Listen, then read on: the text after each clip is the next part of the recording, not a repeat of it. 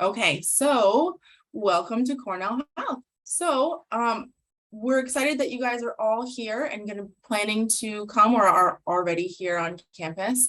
My name is actually Howie Hall. I go by Howie. I am Indigenous to North America, and I work here within Cornell Health with our counseling and psychological services program. So my position, I do mental health therapy or counseling with people, as well as working with our Indigenous student population on programming and helping them to gain access to services if they need them. So today I'm going to provide an overview of services and resources that Cornell Health has to offer. So Cornell Health provides a wide range of medical and mental health services to undergraduate, graduate, and professional students on or near the Ithaca campus. We also provide limited services for student spouses or partners, and those are in conjunction with the student services, so they're not separate from that. Student disability services, it serves students in all of Cornell University programs. That's also housed here within Cornell Health.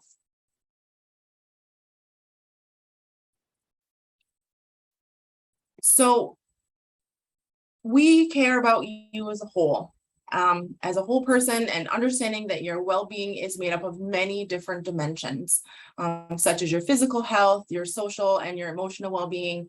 So here we welcome all of those parts of you. And we want you to know that you can ask us about any of these topics. So we do have here in Cornell Health the integrated health model, where we have the medical system, we have the mental health, we have the student disability services. So here within Cornell Health is where you can come to have all aspects of yourself taken care of, healed, addressed, nurtured, whatever it is that you're needing. So this is a photo of Cornell Health building. We're located on the whole plaza on Central Campus, right down the walkway from the bookstore and the lovely tower. We're open Monday through Saturday, with some evening services. And Saturday right now is in the air. That's still working on the hours around that for sure. And as we move into the fall semester, we're also going to be working on extending into the evening a little bit more. So that's yet to come. As of right now for the summer, we're still Monday through Friday from 8 until 5. We are available by phone 24 hours a day, 7 days a week. And that number is on our website. It's on the page here. And even though it's not necessarily going to be a staff from Cornell Health answering, we do work very closely with an after hours service, telehealth service or phone service that can answer the phone for us and then relay to us all of the messages that come in after hours. That way we can make sure we are providing support for students around the clock. So we have over 220 staff members working across a variety of fields, and we are all here to help you. So we are continually working towards diversifying our staff because we understand and value the diversity of our student community. So our staff list kind of includes some of the positions that you see on the right there. One of the really amazing positions that was added within the last year in Cornell Health is the liaison position. So within mental health, CAPS, counseling and psychological services, we are working on creating positions for specific focus groups to help bridge gaps, to get them connected to services. As I had mentioned, that's my role. We are working actively on getting an international student liaison so that we can have somebody that can work with international students on doing more outreach, being able to help connect more to services and ensuring that the mental health needs are met of the international student community. So that is something we are working on. The search is on for that. So we do have, we do everything we can in Cornell Health to make sure that we're meeting the needs of our students. And so as I just mentioned, when we need to create a position to meet the needs, Cornell Health is really amazing at being able to do that. So our commitment to diversity and inclusion, we value the diversity of our patients and clients and continually work towards inclusivity, cultural competence, and anti-racism. Our commitment to confidentiality is that your health information and whatever you share with your healthcare provider will not be shared with anyone outside of healthcare, outside of your healthcare team, unless you give us permission. And that's part of what we ensure for all students. We want to make sure that when you come into Cornell Health, you can rest assured that you're going to have confidential treatment and be able to trust your provider. So Cornell Health offers a wide range of primary care services. So your primary care provider, or PCP, can provide you with medical care when you feel sick, when you have an injury, when you have a non-urgent health concern like a skin problem, unexplained pain, or sleep problems, when you need a preventive checkup or screening, such as a Pap test or sexual health consultation, prescription medication, mental health medications, or you just need help managing a chronic health condition. All of these are what we do within our scope of practice here within Cornell Health, primary care.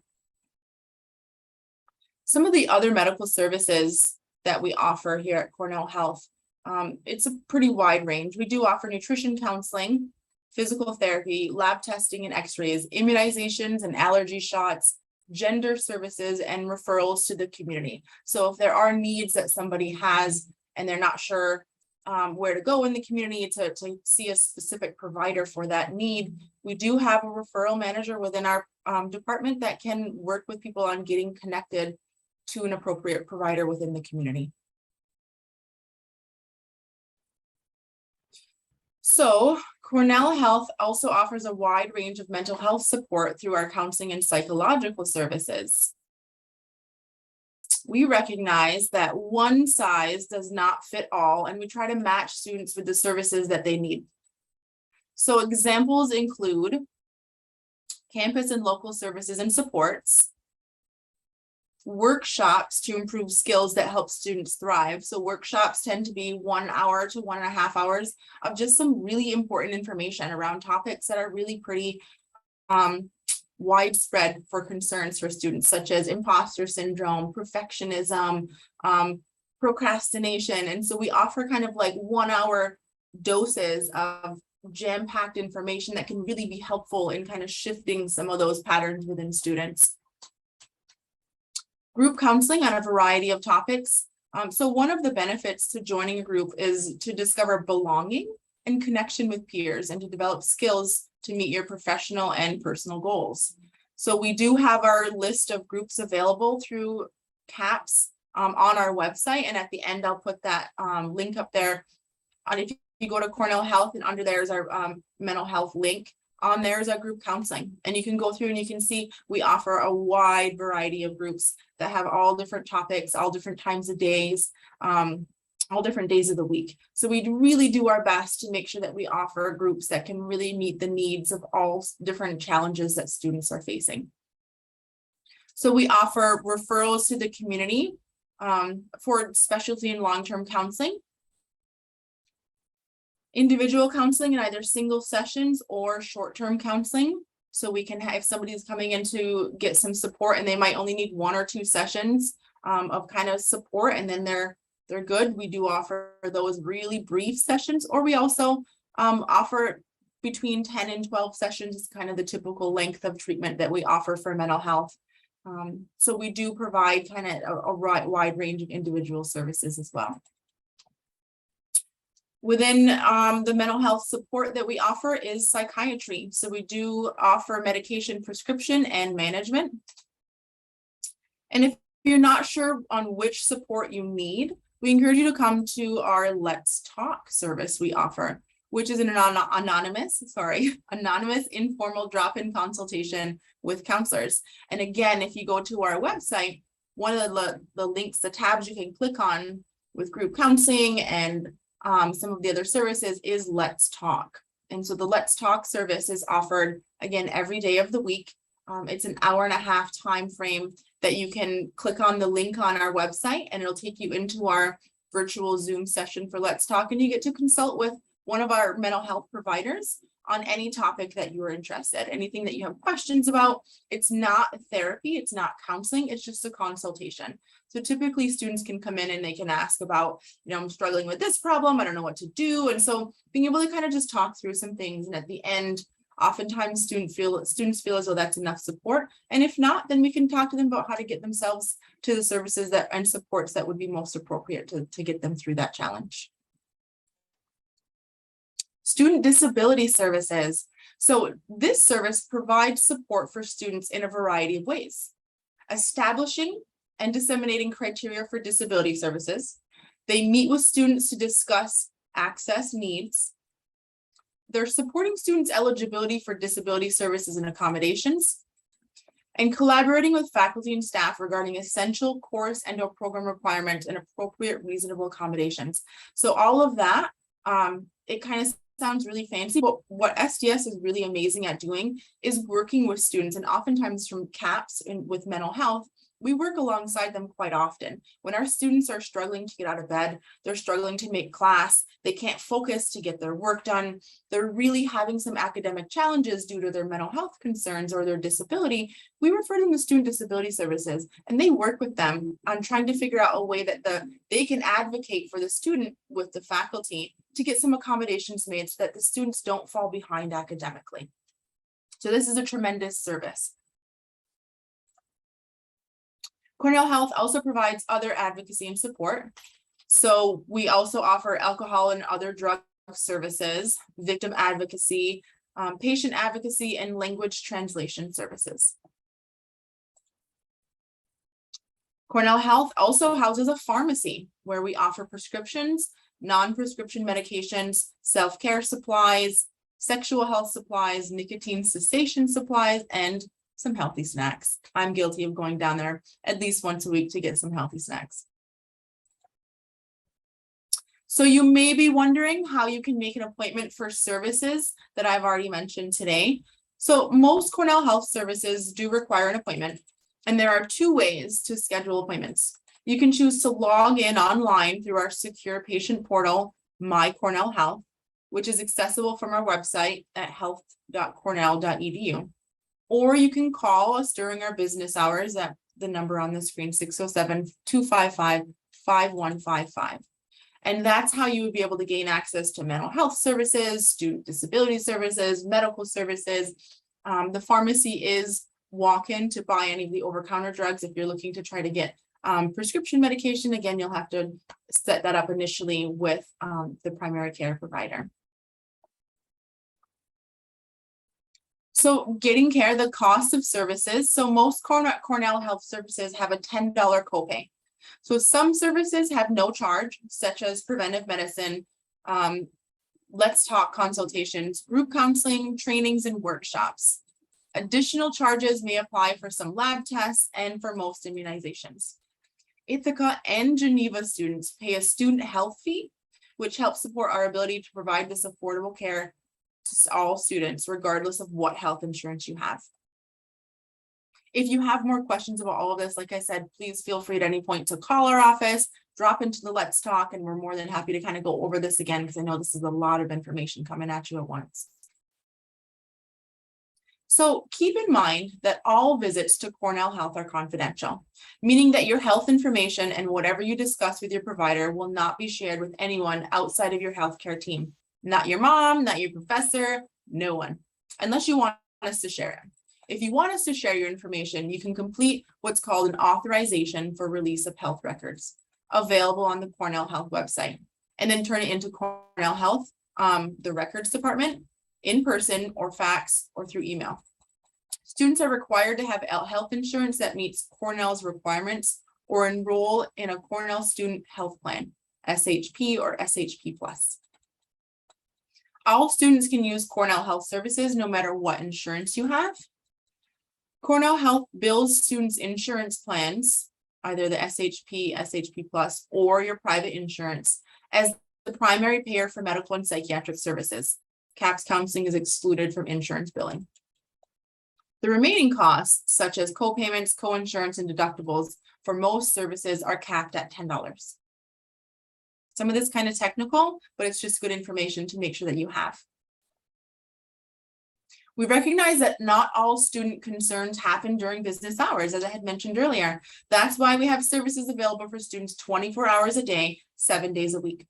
In a medical or mental health emergency, you should call 911 or the Cornell Police, 607-255-5111.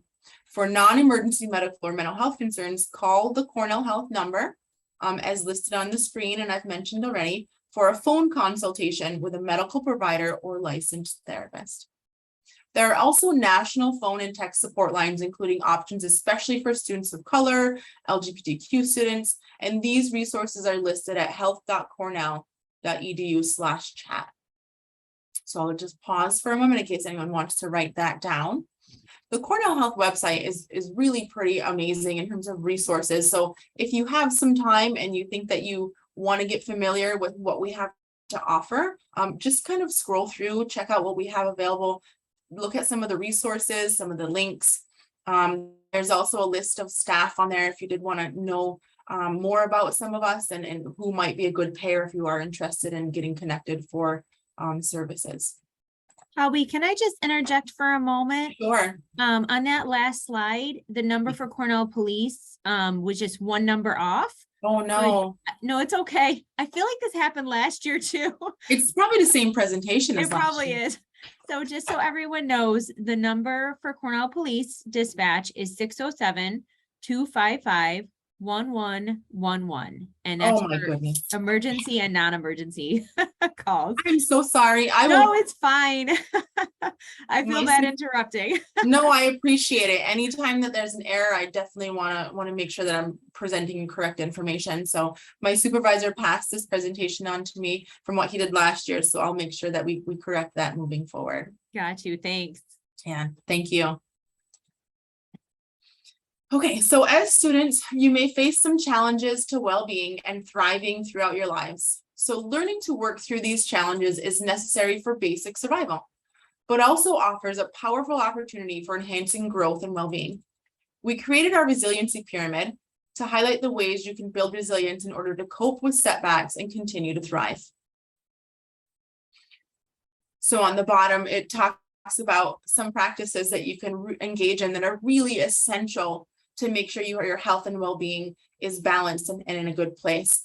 Sleep, moving your body, healthy fuel that we're putting into our body, deep breathing, right? It's amazing how often we kind of are not getting deep, adequate breaths because we might be nervous or worried or distracted. And so as you move up the pyramid, the pyramid, as you move up the pyramid, it's things that like are necessary to build on the level below that. So starting with the most basics is the most crucial. And then once you get those balanced and stable, then you can move on to the next one where you can connect with others, you can access resources, have fun connecting with nature, and so on and so forth. So here are ways you can support your health and well-being. So start with a foundation of self-care. So prioritizing sleep, aim for 8 hours a night. Fuel your body with healthy foods and try to move your body every day. Establishing a time management strategy. Be sure to build in time for fun and relaxation. I cannot tell you how often I work with Cornell students through the counseling and psychological services. And part of what I'm really working with them on doing is just being able to slow down and be outside, or slow down and do something that is actively going to be fun and enjoyable for them. So often we get so focused on academics, especially in this atmosphere, and so focused on that goal that we forget to just be in the moment and enjoy what's right here and have fun with our surroundings. So find healthy ways to de-stress. Learn to meditate. We do have a Let's Meditate series through Cornell Health. Again, on the website, there's links for that. It's a 30-minute time block where it's guided meditation from a live staff member somewhere here on campus that you can join in, keep your camera off, and just kind of be present and breathe along with the other people that are present there too. Spend time in nature, join a club and explore new interests. Connect with others. Cultivating social connections is one of the best ways to build resilience and thrive in Cornell. Learn when to ask for help. Cornell is a caring community with numerous resources to help support your mental health and well-being. If you ever find yourself struggling, help is available. Please don't hesitate to reach out. That's what we're here for. And we're here for you. So there's our website. And again, I'll give you a moment or so to write that down, as well as our phone number. And that way, if you have any questions, you want to kind of follow up with something that I said today, you're more than welcome to call us. like I said, pop into the Let's Talk series and say, hey, we had a presenter and she said something about this, but can you clarify? And we're more than happy to do that for you.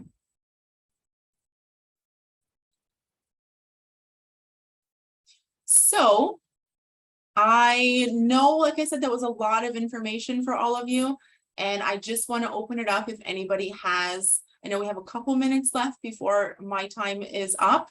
Are there any questions? Yes. So I will put into the chat our phone number for Cornell Health.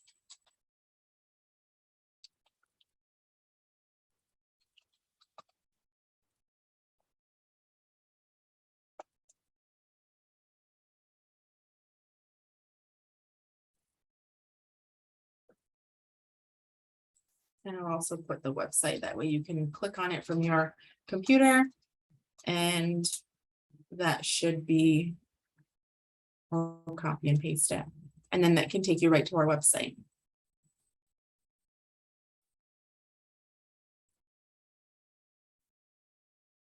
That's a very good question.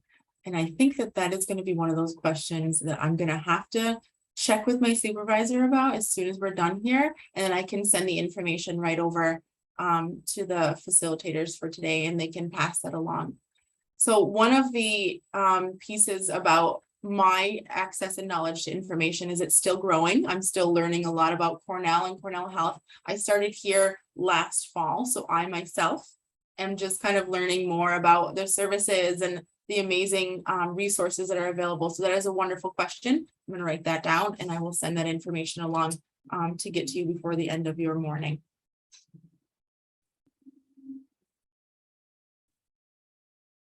Any other questions that I can try to answer or get back to you about?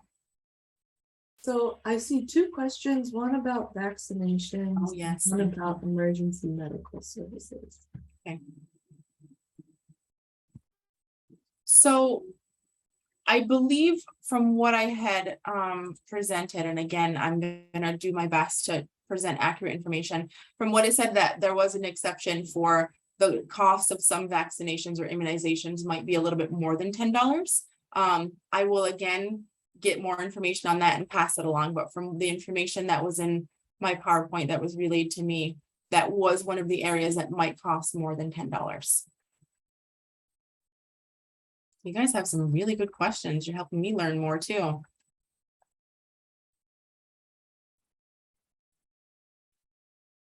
Anyone else with questions that I can do my best to answer?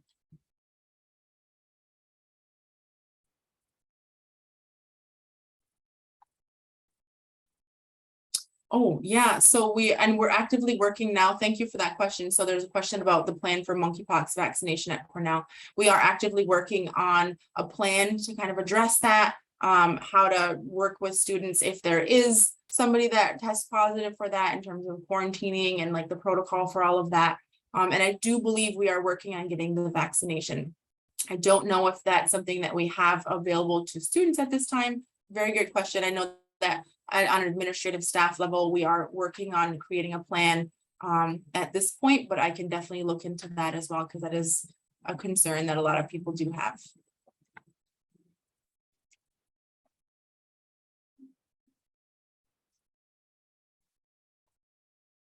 You guys are asking really great health questions, and I apologize, my specialty is mental health. So I can answer all kinds of questions about that. And please keep asking the questions about the medical health and physical health. And like I said, I want to get back to you with those because I want to make sure you have the information that you're looking for. Joaquin, Howie, I have a question for you. Yes. You've talked about nature and just the importance of being in the nature for mental health. Do you have a favorite location on or around campus that you recommend? That's a good question. So I tend to really enjoy water. I feel like water is very soothing. I feel like water is very calming for me. And so a lot of the local waterfalls are really beautiful. I have found some places. There's 6 Mile Creek, which is not far from campus. There's Buttermilk Falls, which is a little bit of a further distance from campus, but I really enjoy the areas I can go where it's quiet and not going to be too much, like it's not close to a playground. So I can kind of just sit and I can breathe and I can just engage all of my senses in being right there in the woods, listening to the water, smelling the fresh air, hearing the birds. And that's, I think, for me, crucial. And to calm some of my mental chatter, that really works. Overdrive sometimes during the day. It's essential for me to keep myself balanced, actually, to do things like being in nature. So I also know that there's some really fabulous spots on the backside of campus along the Arboretum. There's a whole amazing section that I've only recently discovered that goes back quite a ways and has some really amazing spots with some ponds back there. And so there's some beautiful, beautiful areas right here on campus. No, thanks for that. Yeah, definitely follow those recommendations, everyone. Thanks for that. Let's see, it looks like, well, we have, so how about this? We've got a couple more questions, one coming in about Cornell Health supporting support for abortion, and then also language translation services. Do you think, just so that we make sure to have enough time for Cornell Police, do you think we could maybe add those questions Absolutely. to the list that you could perhaps follow up on? And then if you just want to get those over to Lauren, would that work if Joaquin Howie sends those to you? Yeah, and I will get those answers to you all today or whenever. Perfect. Yeah. Thank you all so much for listening to me and I really hope that you got some good information and have a wonderful rest of the day. Great, thanks so much. You too. We got to figure out where those healthy snacks are. We'll follow up on that one as well. Thanks so much. Take care. Bye. All right, everybody. Well, great. Thank you all for those great questions. If you just joined us halfway through, we just heard from our friends at Cornell Health, talking about a lot of different resources that are available for you. Now we're going to move to talking about health and safety with the Cornell Police. And then after that, for our final hour, we're going to be having a panel discussion talking about kind of getting used to life in the United States, around Ithaca and academic life at Cornell. But first, I would like to introduce Officer Candizella from the Cornell Police. Officer. Hi, everyone. It's so nice to meet you. Thank you, Brandon, for having us today. Let me get my PowerPoint up and running here. I feel like I always do it backwards. So there we go. Let's see. That's going to be the display settings. Okay, can everyone see that? Let's see, not yet, not from my side. No? Okay, hold on one sec. And slideshow. And you might have to, and I don't know, Scott, maybe you can see, you might need to still do the screen share through Zoom, because it looks like you're not sharing yet. Oh, okay. Yeah, you should have the ability to do that. You'll just click on the green button in Zoom to share your screen. All right, hold on one sec.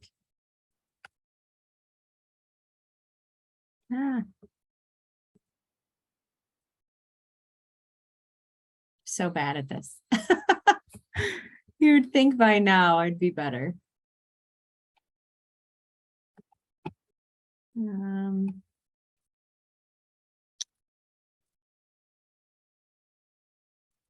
Okay.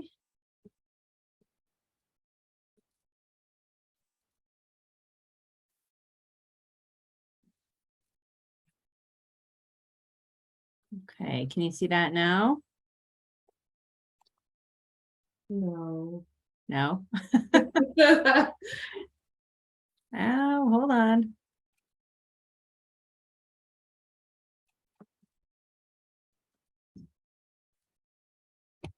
All right, so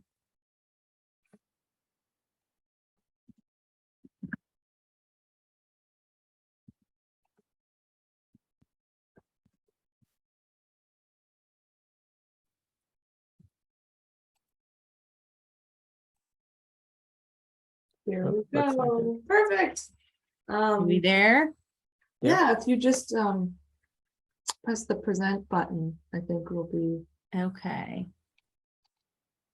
Oops. I need to move my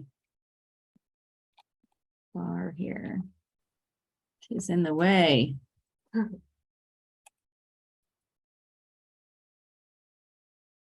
Okay. Disco? If you press the present button in the bottom right corner next to the adjusting bar, it's right to the left of that. Here? Um, No. it looks like yeah, to the left of the adjusting bar. It's the first. Okay. Here? Okay. This one? This one?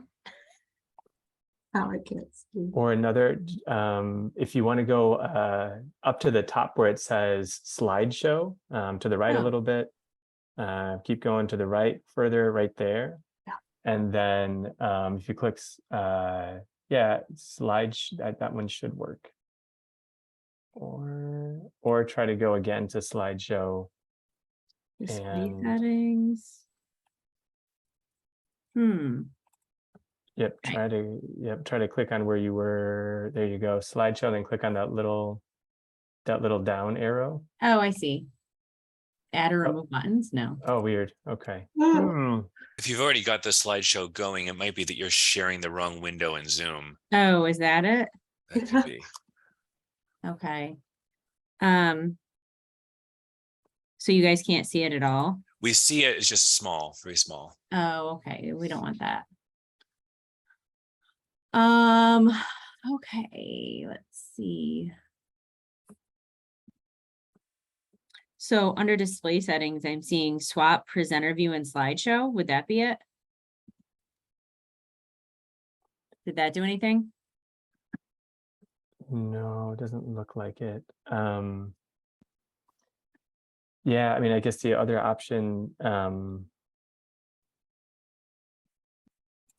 Sorry, we'll get it eventually. Yeah, Yay! you got it. There we go. Okay, now I'm afraid to breathe. Okay, all right. So, thank you for your patience, and hopefully I can figure out how to advance this because it's on every single. Okay, there we go. Okay, so my name is Officer Gonzala. I am clearly not an IT specialist. I am clearly a police officer. So thanks for your patience, everybody. And I'm gonna have to talk fast here because I just ate up 5 minutes of my own time. So wanted to teach you a little bit about the Cornell University Police Department. We are a private police agency under the Division of Public Safety. And our jurisdiction here and our community is the Cornell University community. That's who we serve, and is the students, faculty, and staff here at the university. So currently we have about 56 sworn officers. We operate 24/7, 365 days a year. So as the saying goes, we never sleep. So we don't take off holidays or for COVID. We're here, we have at least 3 officers on and a sergeant all the time. So that's our minimum staffing. We have a major investigations unit and 2 canine officers and their handlers, and also a crime prevention unit. So I am one of 2 crime prevention officers that do public outreach, programming, education. And we are located in Barton Hall, and we are also an IACLIA accredited agency.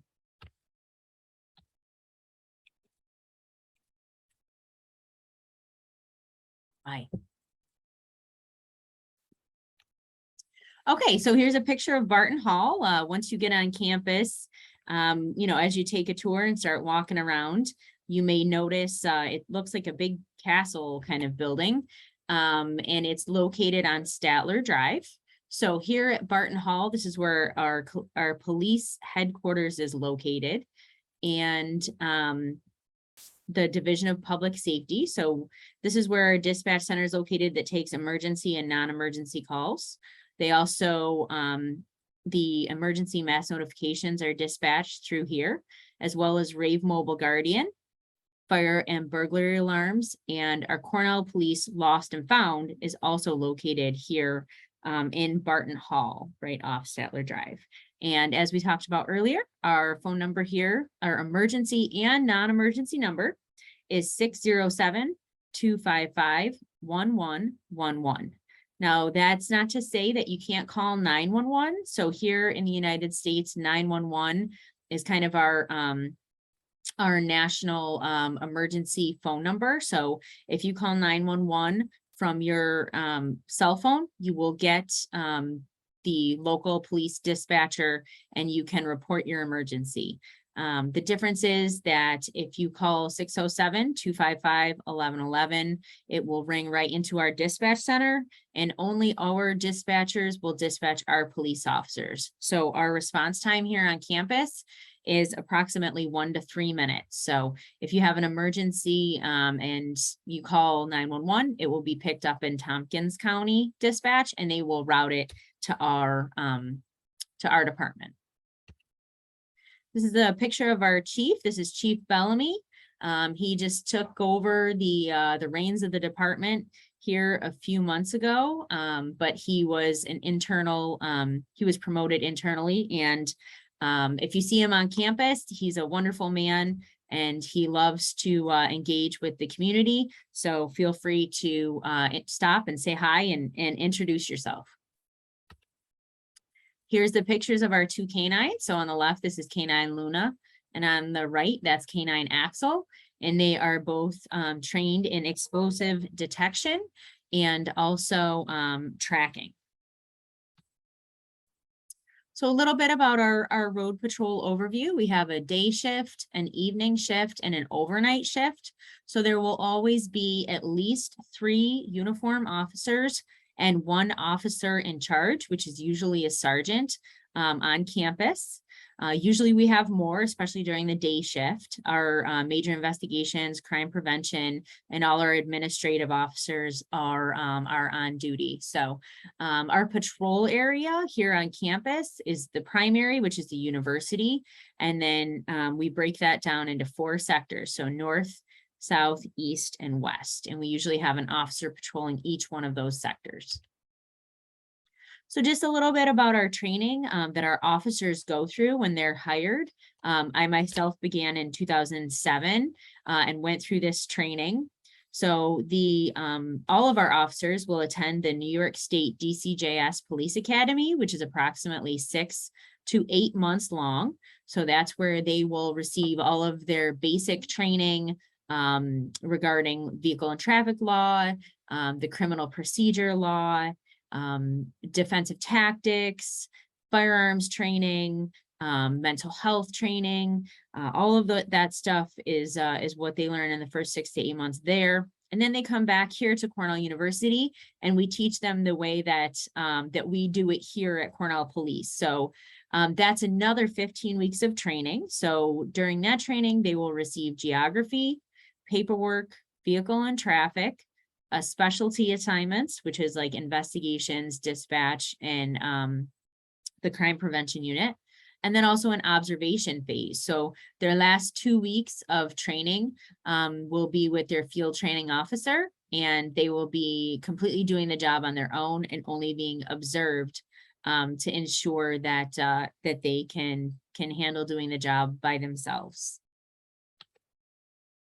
So here's some of the programs that we offer here in the crime prevention unit. As you'll see at the top, the response to active threat program is the first 4 are our most widely requested programs. So response to active threat, recognizing workplace violence, alcohol awareness programs, which are sometimes done in the dormitories and requested by RAs and RHDs, Cornell Police overview and tours. And then the last few are always presented occasionally, but not as often. So Stay Safe 360, personal safety plans, drug awareness programs, winter driving programs, which is very helpful if you've never driven in the winter, gorge safety and stewardship, cash handling, key tag program, and Rave Guardian.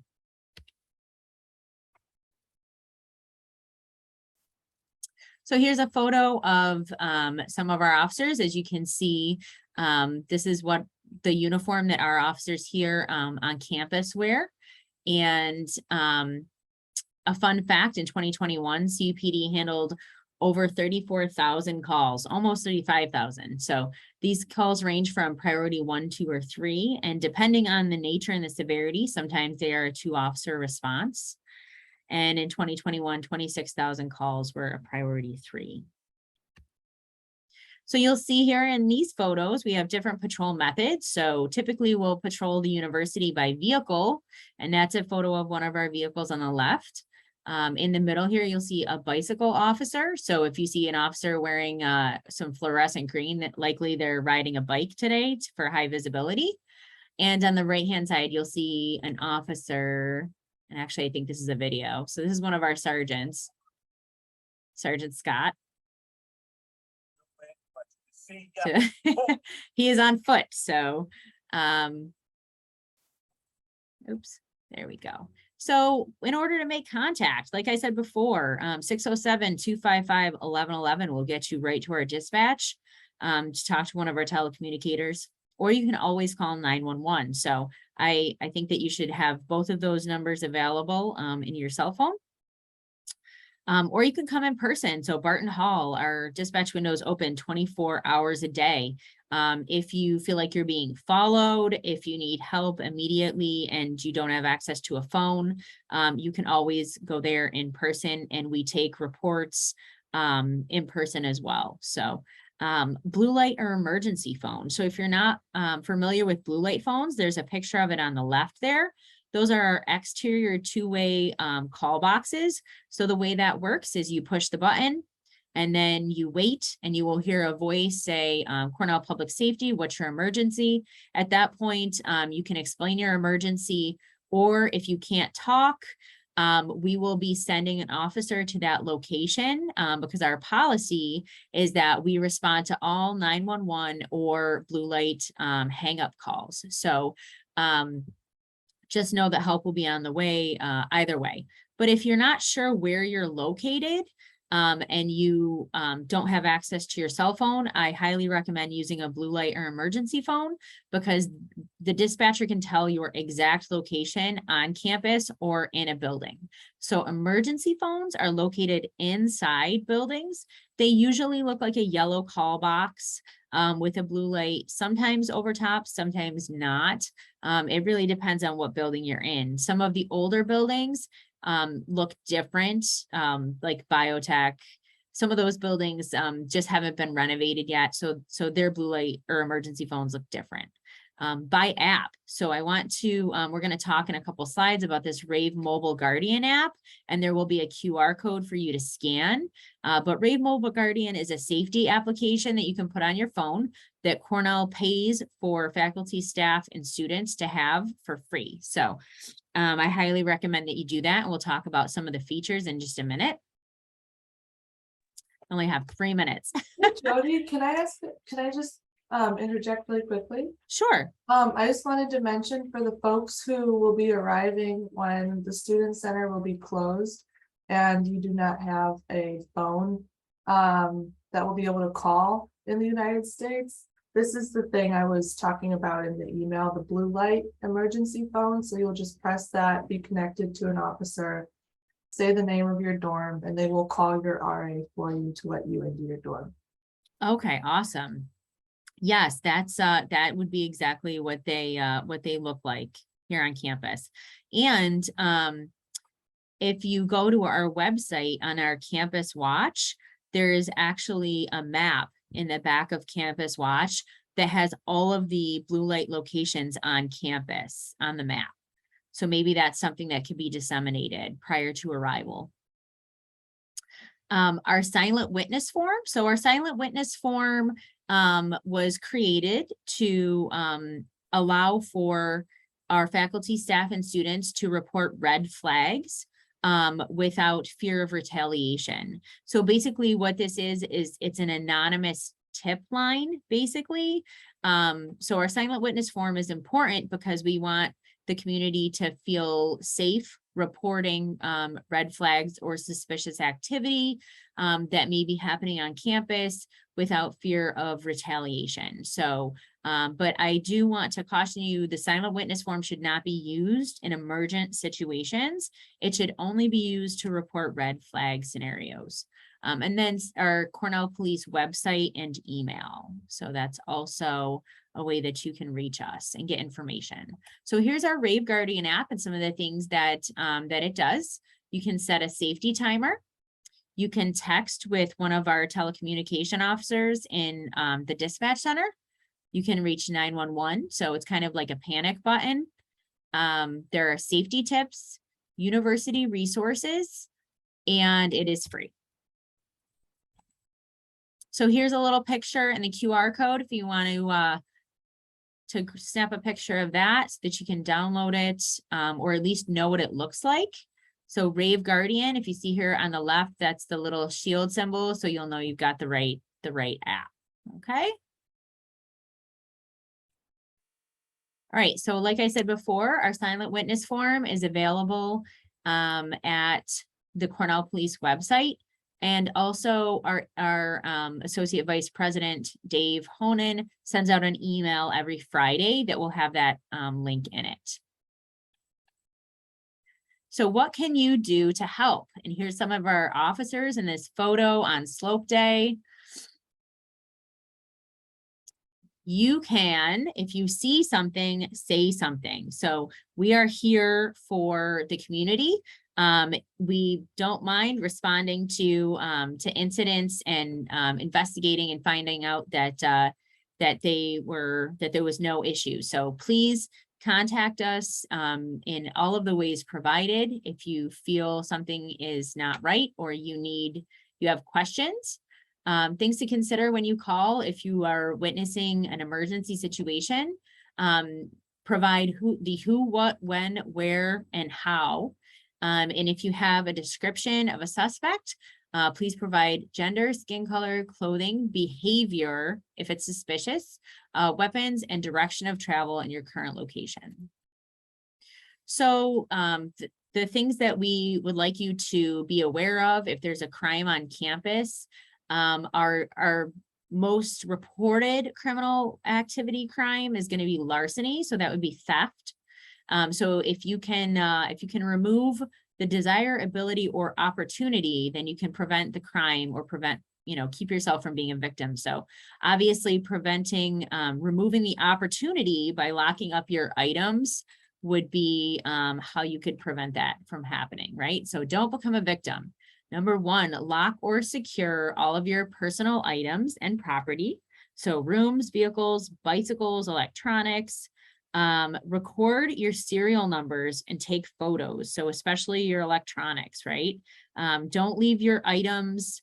For example, if you're studying in the library and you have a little cubicle, don't go get coffee for 30 minutes and leave your laptop there unattended. Take it with you. Or study in pairs and have someone watch your stuff for you.